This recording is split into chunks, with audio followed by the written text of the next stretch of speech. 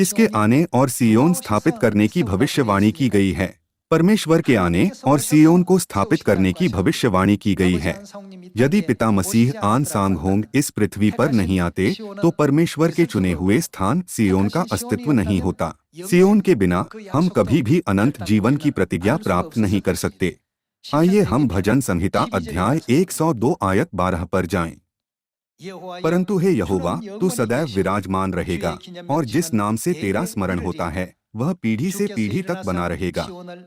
तू उठकर सियोन पर दया करेगा, क्योंकि उस पर अनुग्रह करने का ठहराया हुआ समय पहुंचा है। क्योंकि तेरे दास उसके पत्थरों को चाहते हैं और उसकी धूल पर तरस खाते हैं। इसलिए जाति जाति यहोवा के नाम का भय मानेंगी और पृथ्वी के सब राजा तेरे प्रताप से डरेंगे। आयत 16। क्योंकि यहोवा ने उन्होंने किसे फिर बसाया है? उन्होंने सिय्योन को फिर बसाया है और वह अपनी महिमा के साथ दिखाई देता है। यदि उन्होंने सिय्योन को स्थापित नहीं किया होता और वह अपनी महिमा के साथ दिखाई नहीं देते, तो हम उस आनंद का अनुभव कभी नहीं कर पाते जो आज हमारे पास है। यह केवल इसलिए संभव है क्योंकि पिता आए हैं।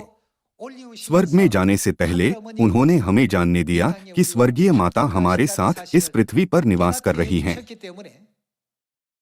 इसलिए हम इस दृढ़ विश्वास के साथ जी सकते हैं कि हम निश्चित रूप से अनंत जीवन प्राप्त कर सकते हैं।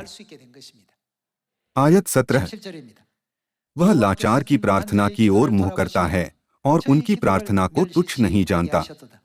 यह बात आने वाली पीढ़ी के लिए लिखी जाएगी और एक जाति जो सिरजी जाएगी वही यहाँ की स्तुति करेगी।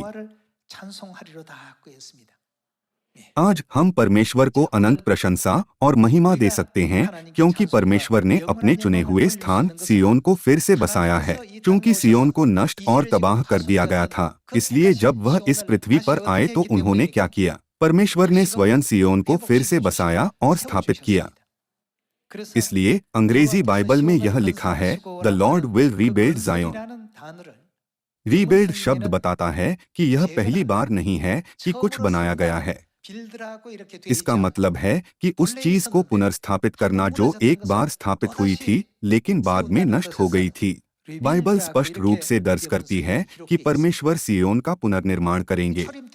उन्होंने अपने पहले आगमन पर सियोन की स्थापना की, लेकिन यह अंधकार युग के दौरान नष्ट हो गया था। यदि परमेश्वर फिर से इस पृथ्वी पर नहीं आते तो सियोन हमेशा के लिए नष्ट रहता।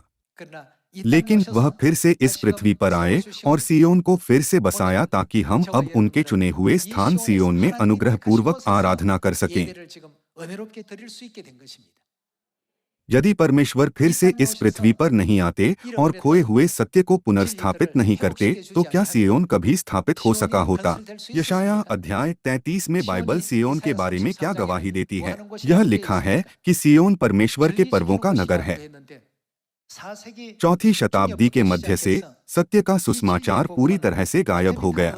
सप्त का दिन, फसह का पर्व, अखमीरी रोटी का पर्व, प्रथम फल का दिन, सप्ताहों का पर्व, नरसिंगों का पर्व, प्रायश्चित का दिन और झोपड़ियों का पर्व, ये सभी पर्व तब तक बहाल नहीं हुए जब तक पिता इस पृथ्वी पर नहीं आए। कुछ लोग पूछते हैं, क्या सेवेंथ डे एडवेंटिस्ट चर्च सप्त का दिन नहीं मनाता? लेकिन सेवेंथ डे एडवेंटिस्ट चर्च शुक्रवार से सप्त का दिन मनाता है। वे सप्त के दिन को गलत तरीके से मनाते हैं। जब पिता इस पृथ्वी पर आए तो उन पर्वों का क्या हुआ जिन्हें भुला दिया गया था और नष्ट कर दिया गया था? पिता ने एक एक करके पर्वों को बहाल किया और हम तक पहुंचाया। मीका अध्याय 4 आयत 1 में लिखा है, अंत के दिनों में, जिसका अर्थ है अंतिम युग में। अंत के दिनों में ऐसा होगा कि यहोवा के भवन का पर्वत सब पहाड़ों पर दृढ़ किया जाएगा और सब पहाड़ियों से अधिक ऊंचा किया जाएगा, और हर जाति के लोग धारा के समान उसकी ओर चलेंगे, और बहुत सी जातियों के लोग जाएंगे और आपस में कहेंगे, आओ हम यहोवा के पर्वत पर चढ़कर याकूब के परमेश्वर के भवन में जाएं, तब वह हमको वह क्या करेंगे अपने मार्ग सिखाएगा। इस समय तक सभी पर्व गायब थे। खोए हुए सत्य को कौन सिखाएगा?